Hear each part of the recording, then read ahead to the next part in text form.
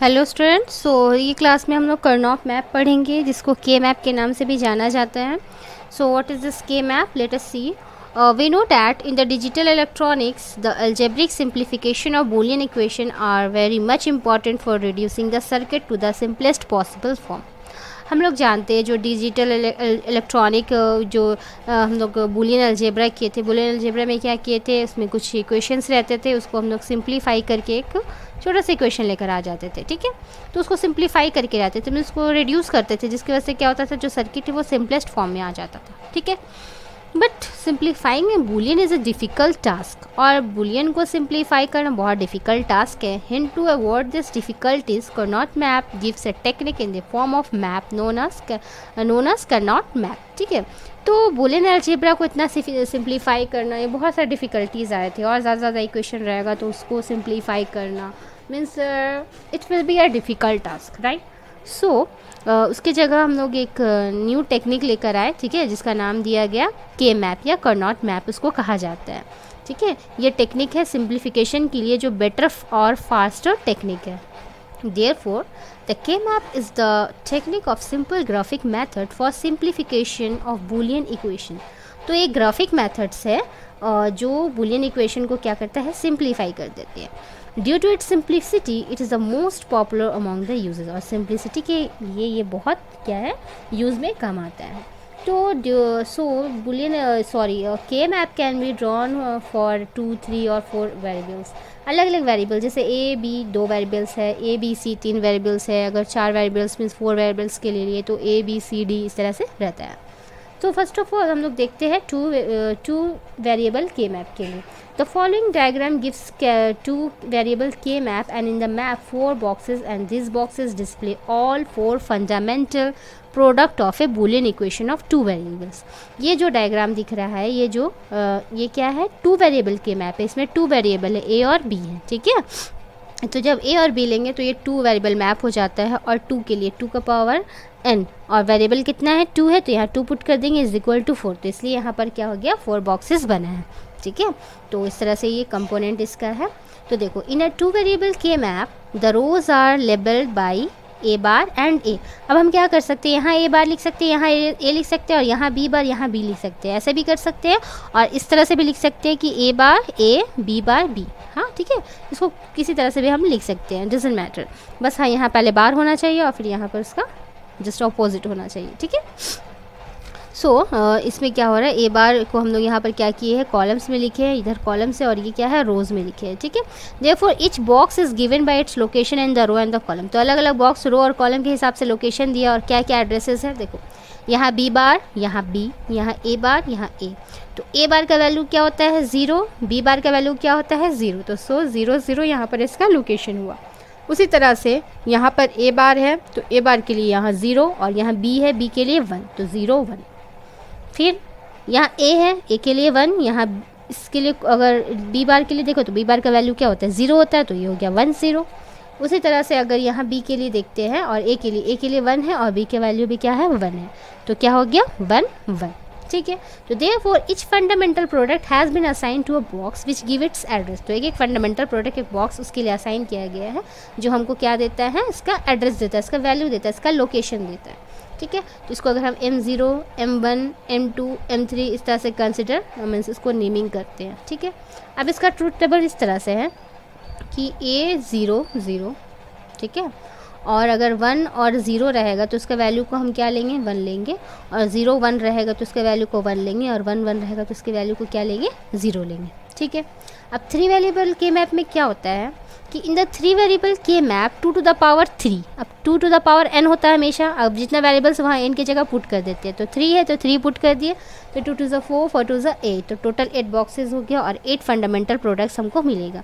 ये भी बहुत इंपॉर्टेंट है, उसके सारे कंपोनेंट्स हैं। ठीक है, तो ये किस तरह से अरेंज है, देखो यहाँ ए बार और यहाँ ए है। ठीक है, और यहाँ पर पहले बी बार सी बार, फिर एक बार बी बार लिए, सी को छोड़ दिए, फिर एक बार बी सी, फिर बी सी बार। अब यहाँ पर हम क्या कर सकते थे, यहाँ बी लिख सकते थे और यहाँ पर सी बार लिख, लेकिन यहाँ पर लिखे ऐसा क्यों किए हैं, क्योंकि यहाँ पर वेरिएबल में क्या आना चाहिए, डिफरेंस आना चाहिए। मतलब जैसे अगर 9 लिखे तो 9 के बाद 11 नहीं आता है, 10 आता है। ठीक है, तो यहाँ पर देखो बी बार है और यहाँ सी है। अगर हम यहाँ पर ये वाला चीज़ लिख देते, यहाँ पर ये वाला चीज़ को लिख देते अगर, तो क्या हो जाता, बी और सी बार मीन्स इसके बाद दोनों वैल्यू क्या होता, चेंज हो जाता। मतलब बी बार था तो ये बी हो जाता, और सी बार है, सी है तो यह सी बार हो जाता। मतलब दोनों का वैल्यू क्या होता, चेंज हो जाता। हमको एक में चेंजिंग चाहिए, तो बी से बी बार हो गया, सी एज इट इज़ लिखा गया। ठीक है, तो इसलिए हम यहाँ पर बी सी लिखे हैं।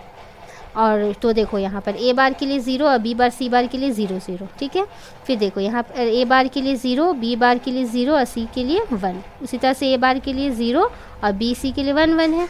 उसी तरह से ए बार के लिए फिर 0 और बी के लिए 1 और सी बार के लिए 0। फिर ए है तो ए के लिए 1, बी बार सी बार के लिए 0 0। फिर यहाँ पर ए है, ए के लिए 1 और बी बार के लिए 0 और सी के लिए 1।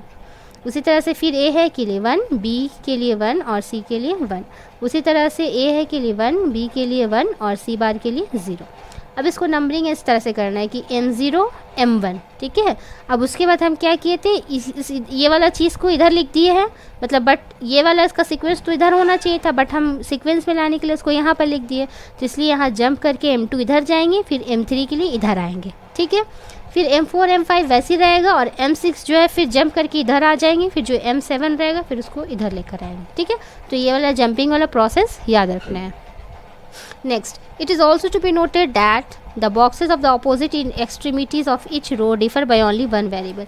तो सिर्फ ये वन वेरिएबल से डिफर है। देखो सारे बॉक्स में 0 0 0, तो यहाँ पर एक बॉक्स एक में चेंजिंग आया तो देखो 1 में चेंजिंग आ गया। ठीक है, अब ये सेम है और इसमें चेंजिंग लाना है, इसमें चेंजिंग लाना है, तो यहाँ 0 की जगह सिर्फ 1 पुट कर दिए, तो देखो ये वाला वैल्यू आ गया।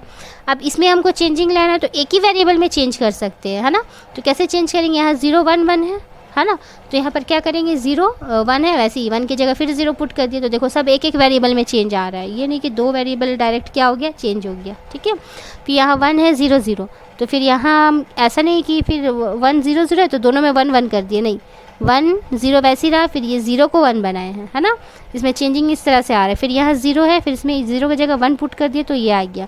वैसे 1 1 है, फिर 0 1 हटा दिए तो यहाँ 0 लग गया। ठीक है, तो इस सब के बीच का डिफरेंस देखो, सब में क्या है, एक एक वेरिएबल का डिफरेंस है। ठीक है, तो ये 3 वेरिएबल के मैप हो गया है। सो नेक्स्ट इज़ इसका ट्रुथ टेबल हो गया है। जिस तरह से लिखा है उस तरह से पूरा हम लोग नोट कर दिए। 0 0 0 0 1 0 0 अगर है तो ये 1, 0 1 0 के लिए 1 और 0 0 1 के लिए 1, और ये सम ऑफ प्रोडक्ट और प्रोडक्ट ऑफ सम की वजह से ये वाला ट्रुथ टेबल बना है। ठीक है, नेक्स्ट है 4 वेरिएबल के मैप। 4 वेरिएबल के लिए क्या होगा, 2 to the power 4। 2 to the power 4 कितना हो जाएगा, 16, राइट। तो 16 है, अब हमको 4 वेरिएबल चाहिए, तो A B C D। ठीक है, ये भी बहुत इंपॉर्टेंट के मैप है। देखो यहाँ पर इस तरह से, यहाँ A बार B बार, फिर A बार B, फिर A B, फिर A B बार। जैसे यहाँ C बार D बार, C बार D, C D और C D बार। ठीक है, अब देखो यहाँ पर A बार B बार के लिए 0 0, तो 0 0 पुट कर दिया, और C बार D बार के लिए 0 0, तो यहाँ 0 0 पुट हो गया। फिर A बार B बार के लिए 0 0 और C बार के लिए 0 और D के लिए 1। फिर यहाँ A बार B बार के लिए 0 0 और C D है, तो मीन्स 1 1 वैल्यू है। बार जहाँ है वहाँ 0 ले रहे हैं, जहाँ बार नहीं एक्सक्यूज़ मी, और जहाँ बार नहीं है वहाँ हम 1 ले रहे हैं। फिर देखो A बार B बार के लिए यहाँ 0 0 और यहाँ पे लिए C है 1, मतलब C पे बार नहीं है तो 1 और D पे बार है तो 0। इसी तरह से ये सारा वैल्यूज़ जाएगा। अब इसको हम क्या करेंगे, नेमिंग करेंगे। तो पहला हो गया M1, ठीक है, सॉरी M0, फिर M1। अब M2 किधर करना है, इधर करना है M2, और ये हो गया मेरा M3। ठीक है, फिर उसके बाद यहाँ पर हो जाएगा M4, ये हो गया M5, फिर M6 क्या होता है, इधर होता है, फिर जंप करके हम इधर आते हैं M7 के लिए। ठीक है, अब M8 के लिए क्या करते हैं, फिर देखो यहाँ भी सेम है, यहाँ पर हम लोग जंप किए थे ना, तो इसलिए ये वाला भी वही चीज़ आ रहा है। देखो A और B है, उसमें बार नहीं, और यहाँ C और D था, बार नहीं था, इसलिए हम इसको जंप कर लेते थे। ठीक है, तो इसलिए ये M6 हुआ, M6 ये M7 हो गया, M7 के बाद M8 यहाँ पर आ जाएगा, M8 M9 M10, फिर जंप करके इधर आ जाएगा M11, फिर जंप करके इधर आ जाएगा M12 M13 M14 और M15। ठीक है, तो इस तरह से 3 वेरिएबल के मैप हम लोग सॉल्व करते हैं, बनाते हैं। ठीक है, so this chapter has been completed. अब हम लोग नेक्स्ट चैप्टर में आएंगे कॉम्बिनेशन और सिक्वेंशियल लॉजिक सर्किट में।